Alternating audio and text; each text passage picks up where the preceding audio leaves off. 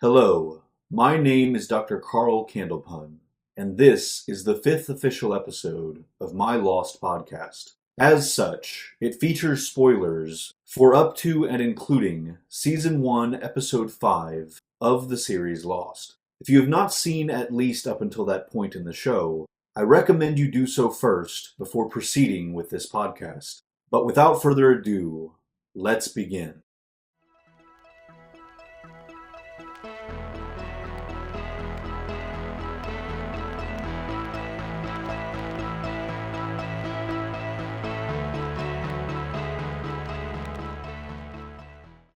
Hello, I am Christopher Huth, otherwise known as Dr. Candlepun, and with me... I am Michael Huth, also known as Phlebotomist Flickerson. And today we're talking about the 5th episode of Lost, titled White Rabbit. So I guess I'll start with, I know last week you talked about how you remembered that the person Jack was seeing turned out to be his dad. Did you remember that his dad was dead? No, I can't say that I did. So were you surprised to find that out when it was revealed in the episode? Can't say that I was. Yeah, no, it didn't catch me off guard, but I didn't recall until, it was revealed, and I was like, that's right. Yeah. But there were other things I was concentrating on this episode I guess a mix between recall and probably just some fresh dislike that I dislike of Jack's dad. I was like, hey, that's kind of harsh for that. Leave Jack alone. Yeah. Hard time. Well, it's funny because in the pilot, you talked about like Jack having like what he did with the airline bottles of vodka, and you were like, oh, Jack's got a drinking problem. Like that was your thought at the time, and it's just like funny because there's a history of that in his family. I liked it because for Jack being that main dude, I don't know how deep you want me to get into it, but like the flashbacks when he was young and the way that his dad was, it said so much about the person that he is on this island right now. And then the way the episode opens up, and he's second guessing himself. Like he's made a tough decision that nobody wants to make. He struggles with it, as he probably should. But the flashback with the dad and what was said to him, and it's just like, oh man. So now he's dealing with that. Again, just well done. The whole thing. Yeah. Like I felt I could feel almost everything, Jack was feeling from personal experience on the dad side of thing. I'm like, I get that. So yeah, it's very strange, but well done. Yeah. Well, and it kind of explains how in the last episode, like whenever he was coming to him, like they wanted him to lead the memorial service, and he's like, "Oh no, that's not my thing." Which it's him balking at leadership, but it also makes sense that like he was literally on his way to do that for his dad, and he was dreading that, and he just wanted to get it over with. And then it's like, okay, well now, like he didn't get to do that, he didn't get to put it behind him. Now somebody wants him to speak at this other thing, yes. And he didn't want to do that. But like for the leadership part of it, the other thing in the last week's episode was when Boone comes to him and suggests he go talk to Rose. He's like, "Why me?" Like you kind of understand from learning what his father said to him at a very young age why Jack's reluctant to be put in the position to make such decisions, even though he thrives in those situations. He might not realize it. But he's born for it, contrary to what his dad told him. His dad clearly is wrong, or maybe he became that man out of spite. But either way, he's clearly made to make decisions like that and lead, which is also interesting because here you find Boone, our forever dude, wanting to be something he's not, literally. Even though it's like on one hand you can't fault him because he was trying to save somebody, but on the other hand, he's ultimately the reason that she perishes because Jack has to make the decision whether to let him drown. Easy decision for me if I'm Jack, by the way. But well, he doesn't. Why is it an easy decision? I hate Boone. Okay, really? Okay. Yeah, I'm not a Boone fan. Awesome. I say awesome because in our group discussion, in the episode that's out so far, which was about the third episode, Tabula Rasa, we have somebody that like hates Shannon like so bad, Boone's sister. Yeah. And I also don't like Shannon, for the record. What? So that's but Boone's when Boone's Boone came neck with her at this point. Yeah, when Boone came up with that person, it was like, oh, but you like Boone? He's like, no, but he's not as bad as Shannon. So yeah, it seems like you have a similar opinion, but just a little bit the other way around. Well, he's earning it a little more with every episode. It seems like, right? Like every time he tries a little harder to be what he's not. And now, like in this episode, now he's become judgmental of Jack. And like when he says to Jack, like, why didn't you leave me? I'm like, man, I don't remember if Jack punches him, but I really need Jack to punch him. Like, I need him to punch him hard. And, a bit disappointed. But either way, yeah, that really, really frustrated me with that whole piece of it. You know, it's like, how dare you save me? I would have been fine. Oh, really? Because he literally had to get under the waves to find you. So. Yeah. He just hates being seen as needing saved when he wants to be the savior. Yeah, he's a couple hundred yards off. Yeah, but skill. But yeah, you're right. Like if he would have perhaps been more honest with himself and his abilities, and like got somebody else's, or at the very least, like he still could have made the attempt, I guess.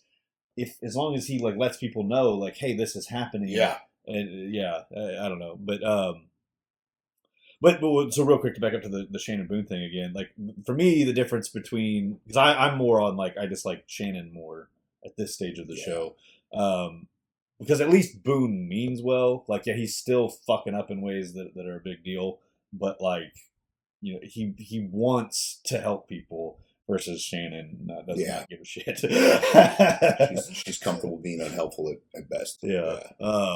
But anyway, it's funny though because we've been talking about Boone a lot in these early episodes. Like he has the arc that like pretty much right from the very first scene of the show where he's trying to help Rose, but he's not doing it right. Like right away they established that defining character trait, and now in this episode, it's the first episode where it kind of blows up in a big way, not just in failing to save the swimmer, but what he does with the water.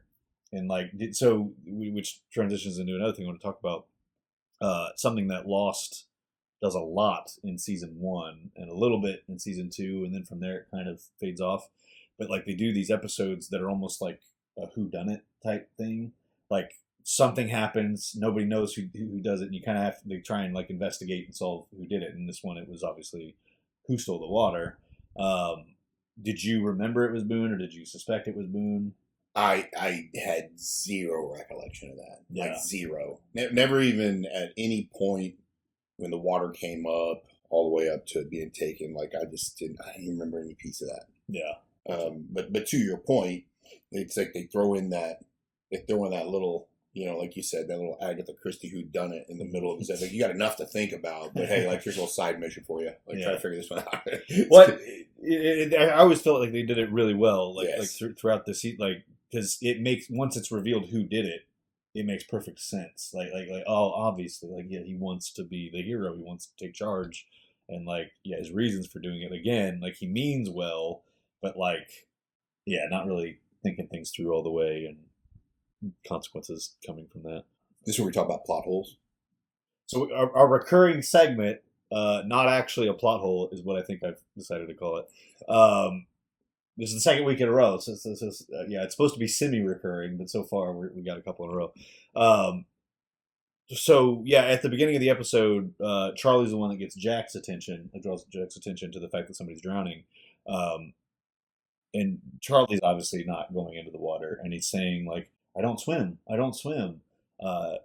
So later in the series, it's established that Charlie does in fact swim, and actually swims fairly well.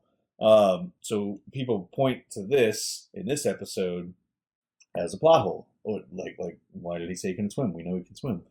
So like last week, I'll ask you, just without having any time ahead of time to think about this, do you think you know why that wouldn't be a plot hole, or can you come up with a reason it wouldn't be a plot hole? Man, I didn't bother thinking about it. So, well, I mean, you wouldn't have known yet because Yeah. again, that's established later that he can swim. Gotcha. So as of this episode, you wouldn't have even registered that as being inconsistent. Well, I'm gonna shoot from the hip and Yeah. say, old Chucky, he only had so much heroin left, and since I believe he was stashing in his undies, I don't think he wanted to get it wet.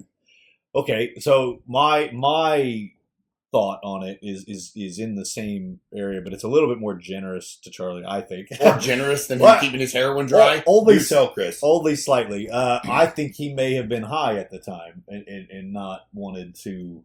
You just known that he would not have been the person that would have been capable to I would have thought I could swim there and would have swum sideways. Yeah. Or just trying to carry them back, would not have been able to do it, and then would have drowned himself.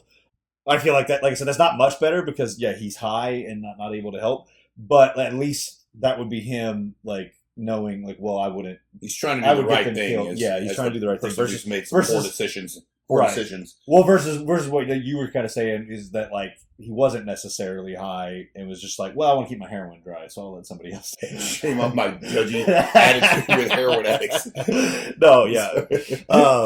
So yeah, it's another example of a thing. It's like, okay, not necessarily a plot hole. Like, just think about it a little bit. Leave you a little bit, leave you a little bit of space to think for yourself. Yeah. And I like how, without me thinking too hard on it, you put me on the spot, and then you having that thought process. There's two different thought processes right there. Right. They don't have to be far off either. And then who knows how many people between your thought process and my thought process, how many other items that people might have came up with. Yeah. And that's why, like, I liked asking you that last week because, like, right away without any time to think about it, you already had a good answer. That's all. That's the only reason I'm asking, like, I'm putting you on the spot like that. I like it. Is to just demonstrate like how quickly you can come up with something, and then me, who's had a lot more time to think about it, I can offer something that I've come up with. Okay, so before getting back to there's I want to get back to the Christian thing before the end of this, but also the other big thing that I still want to talk about is the scene between Jack and Locke in that conversation they have. I think it's fair to say that's a fan favorite scene. It's certainly one of my favorite scenes. Just I think it's really well written and it's a really good character moment for both Locke and Jack. In that conversation, Locke's kind of. I feel like up to this point. I mean, I'm kind of pulling this. Last night we did the screening of Walkabout, which is the episode we talked about last week, and someone said that they feel like the direction the show's going is with Jack and Locke, like each of them being like maybe different factions breaking off because Jack's clearly both want to be a leader, and Locke in Walkabout is establishing that he can provide food and stuff, and so they kind of were expecting it to go in that direction. And I'm not saying that it won't necessarily, but this episode I feel like kind of subverts that person's expectation at least, because it shows that Locke, again, at least for now, he's kind of telling Jack, like, you should be the leader. He's like, everybody's looking at you to be the leader. There must be something there. Yeah. He's encouraging him basically to embrace that role. I mean, just that whole discussion about like Dex being like, no, there's no way, this isn't possible. And Locke's like, well, so what? Like, as a doctor, if I came to you describing the same thing, like, what would you say? And he's like, oh, it's a result of a lack of sleep, dehydration, all the above. We know Jack is going through those things. He hasn't slept a lot. They're out of water. Well, and so I guess so that kind of ties into both the Christian thing. I'm calling him Christian. That's Jack's dad. I know they haven't said the name a lot, if at all. At all. Okay. Well, really close to a lot. So when I say Christian, I'm referring to Jack's dad. Sorry. So it's kind of this mystery of like, is Jack hallucinating this? Locke saying, well, let's pretend that you're not. The really interesting piece, I think, by the end is he finds the coffin and the coffin's empty.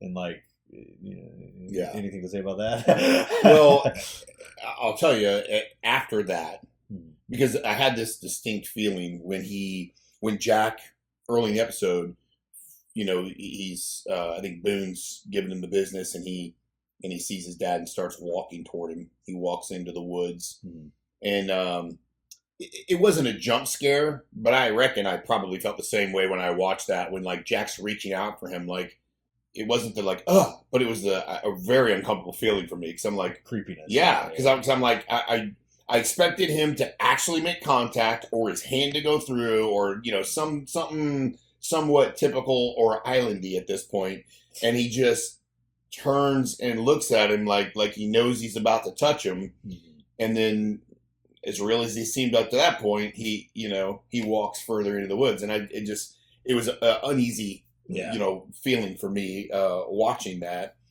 So, but going to that, and then going back to your original question about the casket being empty, I just go back to that scene, and I'm like, well, that's real. I mean, whatever happened, I guess the island brought him back to life. Like, that's what went through my head. Yeah. It's like, well, that must be what it is. He brought him back to life. But then I'm thinking, I mean, Christian wouldn't have any reference to having been dead, probably, if he was brought back to life, right? But then I'm thinking, well, why are you creeping around the island and staring at your son and then walking away from him? You freak. That was going to be my follow-up. was if he has been brought back to life, or it really is him, like, why is he behaving this way? Maybe he's like, I'm not going to acknowledge he's doing well. Yeah. Well, and keep in mind that he seems, again, if we're going from the interpretation that he's real there, or that, that his body's been reanimated in some way, like, why is he suddenly disappearing? Like, he's there in the ocean 1 second. Jack doesn't even really look away. He just like blinks and he's gone. That almost seems more like a ghost. Like, right. Yeah. And then, so that's just interesting. And then, sorry, you were going to say something. No, it just kind of goes back to like, can two things can be true. Like, that scene in the ocean seems almost like that sleep deprivation, hallucination, and then you see him, in the wood line or the jungle line, and that doesn't seem anything like the situation. Like, he doesn't disappear; he just walks into the foliage. Yeah. And so, can two things be true in that case? Is Jack kind of hallucinating, only to have, essentially turned around and seen him for real, the reanimated version of Pops? Yeah. Interesting. Walk back into the woods in his stupid tennis shoes. Like, hey, when I saw him, that's all I was looking for. I knew he could have had 3 heads. You'd be like, "What did you think about his 3 heads?" You're like, "I don't know. He had white tennis shoes on." Yeah. Well, so the other interesting thing about it, though, is and I have more to say about the coffin, but there's a couple of different ways you could interpret. So, I mean, like, the fact that this vision of his father leads him to water, the very thing that they all need. Like, that seems meaningful. I mean, it seems something you could read meaning from. Right. On the other hand, like, Jack very nearly dies by falling off a cliff because he was chasing this vision around. It's just one of the things where it's open to interpretation of, like, am I projecting something onto it by reading? Like, are one or both of those things a coincidence? Or is there something deeper there? Yeah. Well, I hate to keep saying, two things can be true, but my thought kind of leans toward the idea that, yes, his dad's trying to lead him toward water and potentially save him, but everything his dad does seems to be a test to see if Jack's worthy. So maybe he led him into a situation where you could find water. You could die if you're not worthy, So that might be too deep, but it seems to kind of line up with Jack's dad, what we know of him. Yeah. Well, and so the thing I wanted to say about the coffin still is that, like, that's another thing. Again, we keep talking about how young I was when I first started watching, where, like, I think just because I was young, like, I wasn't really thinking things through, like, in the right way, but, like, I remember, so, like, right before it's revealed that the coffin's empty, you get the flashback to him at the airport, like, begging this Chrissy lady at the front desk to let him bring his father on the plane. And so then I'm thinking that when we come out of that flashback and finds the coffin empty, as a kid, I was like, oh, they didn't let him bring the body on the plane. But, like, that makes no sense, because why would they put the coffin on the plane but not the body? Yeah, like, you can have the box, but your old man's staying here. Yeah. And then even his reaction is obviously meant to tell you that, like, he was supposed to be in there. Last time I saw him, he was in that box. Yeah. Now, Stuff does have a way of disappearing in luggage, airplanes. Yeah, like steal Jack's dead dad, but yeah.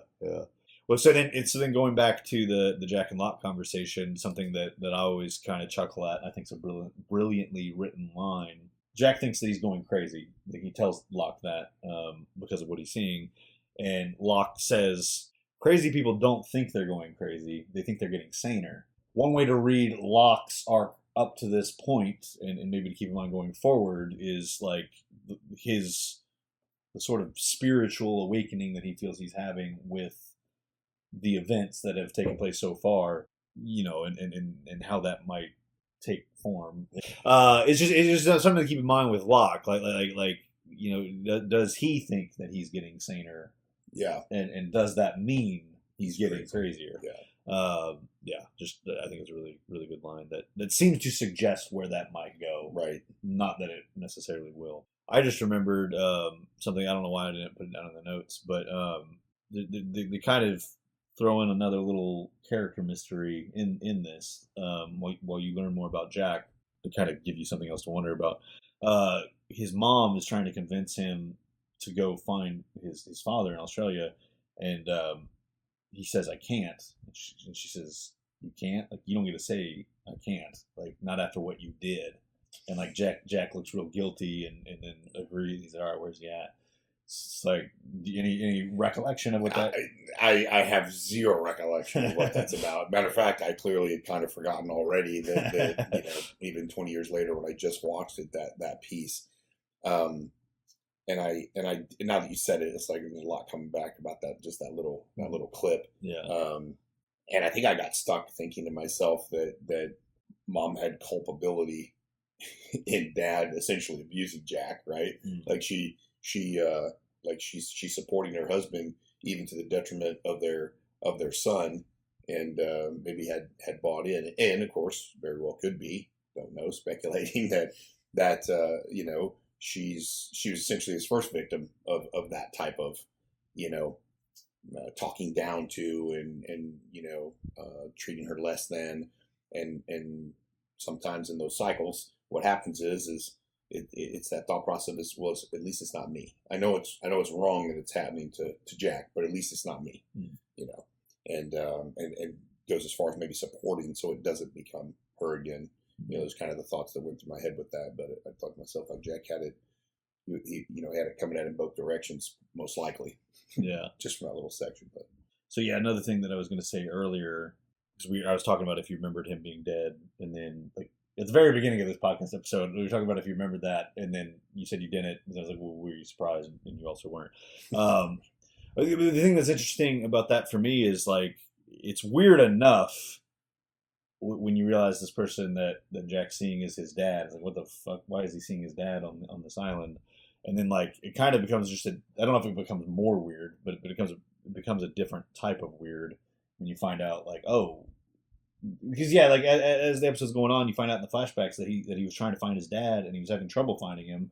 And then it's almost like, so he's on the island. How did he end up on the island? But then you're like, oh no, he did find him and he was dead. And it's just like, okay, so what does that mean? But yeah, I mean, obviously we already kind of talked about that. Yeah, no, it is strange though, because like I said, I just wanted to believe that it was a sleep deprivation, lack of rest, lack of fluids, food that made Jack, do this, especially considering the flashbacks and what his dad kind of put on him. But yeah.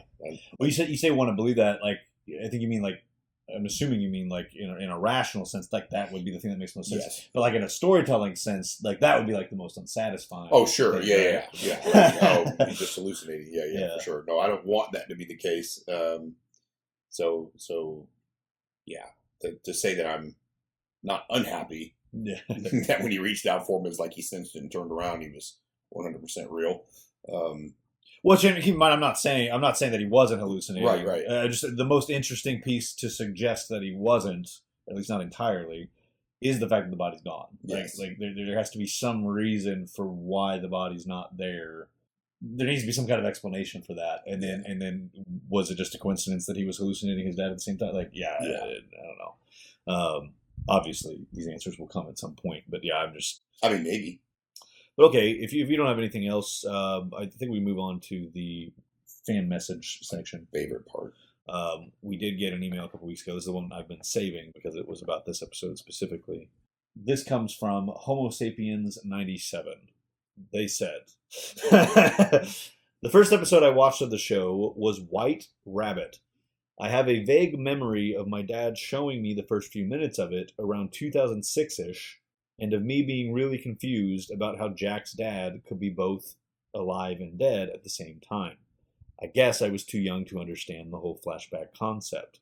Years later, as season 6 was airing, so this would have been like 2010, my mom and my stepdad started watching the show on DVD and invited me to watch it with them. However, they had already watched the first few episodes without me, so the first episode I saw was White Rabbit. I did end up watching the first 4 episodes on my own after having finished the first season, but it meant as we were watching the first season together, my mom and stepdad kept mentioning things that I hadn't seen but would later on. And then I followed up with them asking how old they were when the final season was airing. So they were 13 when the final season was airing and when they watched it with their parents. I guess that would mean they're about 9 when their dad showed them and didn't understand the concept of the flashback. The reason I thought that was interesting and I wanted to talk about that is because it's actually kind of very similar to my experience when I started watching it. I started in the middle of the first season. You were the person that was telling me stuff, that I hadn't seen. Trying to catch up. Yeah, and then and we've already talked quite a bit in these episodes, including this episode, about how I was too young to like fully grasp certain ideas and certain concepts. And then a few years ago, I showed it to my sister when she was a senior in high school. We watched the whole thing, and I remember thinking at that time, like, is she old enough? She was 17. Yeah. So I was like, is she old enough to really be ready for this and to kind of engage with it intellectually or whatever? So I don't know. I guess how I wanted to frame it for you, the question that I would have as a father that has children, like, have you ever thought about showing them the show? I don't know how often you watch things. I feel like you do. Yeah, for my kiddos, my younger 3. Now, I will say, I don't recall Justin watching any episodes with me, but he very well could have. Mm-hmm. That would have been very like me. Even when I think about this Homo sapien 97, talking like essentially being 9, like it's almost like nostalgic to me of like what I was introducing Justin to when he was younger. Mm-hmm. Where some people might go, "Oh, he's too young for that," but that age is perfect for being inquisitive Mm-hmm. and asking questions. And the more questions that you ask when you're introducing somebody to something, the more bonding you do around that. Mm-hmm. Therefore, you build more memories. So there are absolutely not lost, absolutely things that Justin and I, he's 28 now, I'm 51, that we recall things, from years ago when he was a little kid for that very reason. Like I just introduced him to something when he was fairly young. Maybe a parent wouldn't do that. And we just kind of, learned it together, or he learned it with me. And so I love the thought process of that first and foremost. But my current kids, to get to that point, we do watch shows, but we do not go backward very often for shows, mainly because there's just so much out there still yet that they haven't seen. They've managed to kind of grab onto newer stuff. If you were to get your kid into Lost, just based on the 5 episodes we watched so far, what age do you think, or I mean, does it go back to what you're saying about Justin? Like do you think? No, he's getting ready to be 12, and so I mean, if I thought she had the inclination to watch, that show, or if she just said, "Hey, what's a good show you used to watch? I'd like to watch with you," I'd have jumped all over it. Yeah, 9 on for sure. That'd have been easy. 9 on, okay. Yeah, for sure. Yeah. You make good points, because it's like, I think my concern my sister's really the best example, because I think everybody else is closer to my age that have ever gotten into the show. But yeah, I have questioned that, like okay, well, maybe maybe they'll get more out of it if they're older. But yeah, but you're right. There's a whole other set of things to be gained from the younger age. I think the youngest I would probably become, assuming that I ever have kids, but like I think the youngest I would want to show it to them at would probably, and based purely on my own bias of when I got into it, I think I would say about 13, like when they're hitting adolescence and starting to figure out who they are, Yeah. and like trying to. Um, So that'd be some prime, that'd be some prime time for Yeah, sure, and for some bonding and yeah, and introducing them to like these philosophical questions Yeah. about beliefs and whatnot. But like, yeah, I just that and again, that's my own bias because this show I literally grew up with it at that age. I went from 13 to 19 during the show's run, and It's crazy to think. well, yeah, and it well. Bit of a tangent. You distracted. I was thinking about this earlier. The funniest thing about us watching this 20 years later is that we are not 20 years apart in age. You're about 17 years older than me, which means that I am right now older than you were when this first season was airing. Doesn't that blow your mind?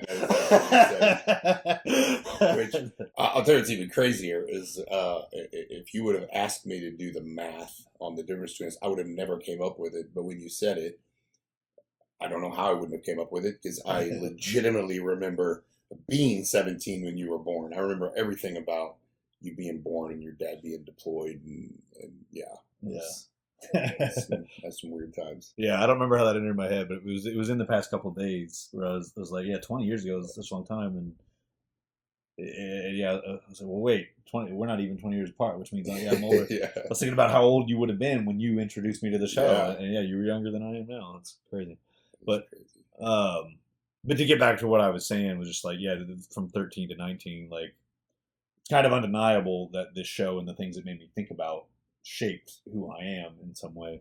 I mean, and we talked about that before too. Like it did. It's a huge part of why I got so invested in storytelling and passionate about storytelling. So yeah, when people ask me like why, I think obsessed is the wrong word because I don't think I'm obsessed with Lost. Like I go through periods.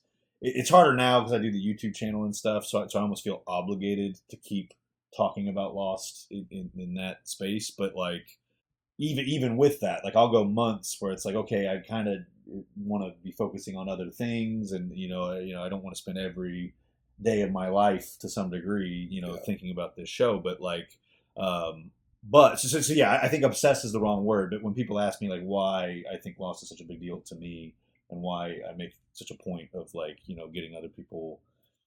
Well, the other part of it is the reputation because I love it so much, and it doesn't have a reputation that I feel it deserves. Yeah. I do kind of go out of my way to recommend it and try and get people to give it a chance. Whereas there are other shows I love about as much, and like I don't talk about as much because people kind of already know like, oh, this is a good show. Anyways, tangents within tangents. But, well, now I got to do our first Chris flashback. And you can edit it out if you want, but I don't know how many of your friends, probably none of the watchers, I don't know how many of your friends know about when you were a wee little guy, like your Disney movie stuff, right? Remember talking to you about that? Like how you would literally, Aladdin was one of them, Lion King was one of them. I was obsessed with Aladdin. I played Jafar. You could, well, it was always the bad guy, oddly so always the bad guy. So it was Jafar and it was Scar. And you could literally from start to finish that movie recite every line they had in the movie. Like I'd never heard the term spectrum. But looking back, thinking, if I'd have known, I'd have said, Chris might be on the spectrum. But the thing about it was, I just like visiting your dad and mom, and I never got tired of watching you do that. Because number one, I love those two. It's still probably two of my favorite, when I was older Disney movies are those two movies. Maybe that's your fault. But I never got tired of watching you do that. And then as you got older and then we discussed things and as I always put, like I realized how intellectual you were about what you were watching and how you became my go-to person if I needed to find out, like, all right, this is what I think about it. Like, what am I missing on the deeper side of things? I always in my mind went back to when you were a little kid and you did stuff like that. Because I'm like, in my mind, I'm like, well, yeah, like he's always loved movies so much that like that's how invested he got all the time. So Yeah, it's a fun little memory. it is funny because like there's stories I've been told about me, like even as a baby, like the first movie that I was in. My dad likes to tell the story about it was the Kevin Costner Robin Hood movie, and apparently I think I was like 9 months old or something like that. Apparently I sat there and just like staring at it all the time, and Yeah. and so it's funny because I talk about things like Lost getting me invested in storytelling, in cinematic storytelling specifically, but yeah, like there are other anecdotes and other memories of my own that like suggest no, I was into it before that. I think Lost, and other things around that time got me to kind of think deeper about why they appealed to me, and maybe some of it was kind of just retroactively attributing reasons to it, but like, yeah, it's helped me kind of conceptualize like what it is that I think is valuable. Because I mean, there's the argument that a lot of people go to movies and shows; they go to them as escapism, which I think can be a good thing, or it can be healthy in smaller doses. But it can also be like anything that you go to for escape can become a problem if you're using that instead of addressing your actual problems. So the thing that I like to turn to or focus on with shows and movies, instead of trying to escape from problems, I like to focus on how you can take valuable practical lessons from them and then apply them to your life and to your specific reality. issues. Instead of trying to escape from your problems, it gets you to think deeper about how to address them or deal with them. Anyways, so tangents within tangents within tangents. We're talking about the ages and stuff, and I think we've essentially covered. I don't think we got off topic in a way that we never got back to the point. So yeah, thank you, Homo sapiens 97, for sending that in. That's a great example of like the type of email that we love to get. Although it's not specific to that. If there's anything that we say that you guys have something that you want to say in response to that, yeah, please send us stuff either through the email, which is dr.candlepun@gmail.com, or if you're watching the video version on YouTube, you can just leave a comment there, and we will also feature that.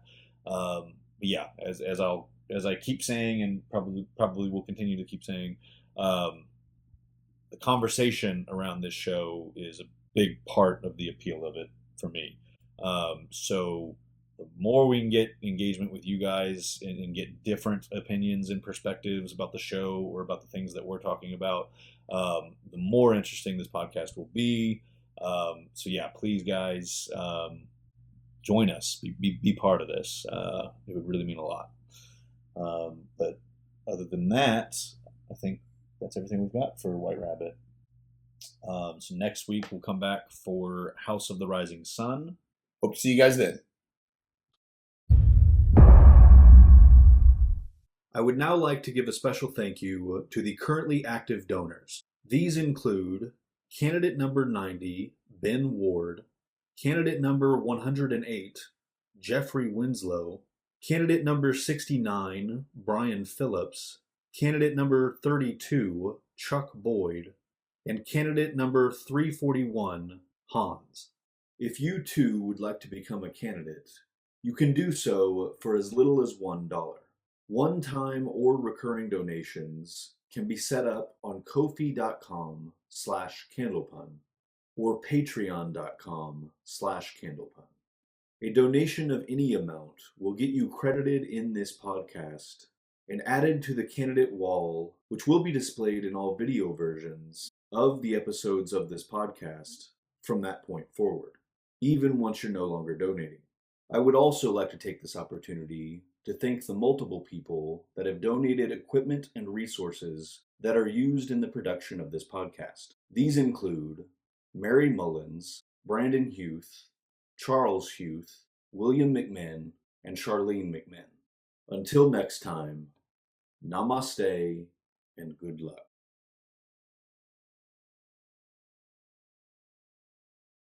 The first episode I watched of the show was White Wabbit.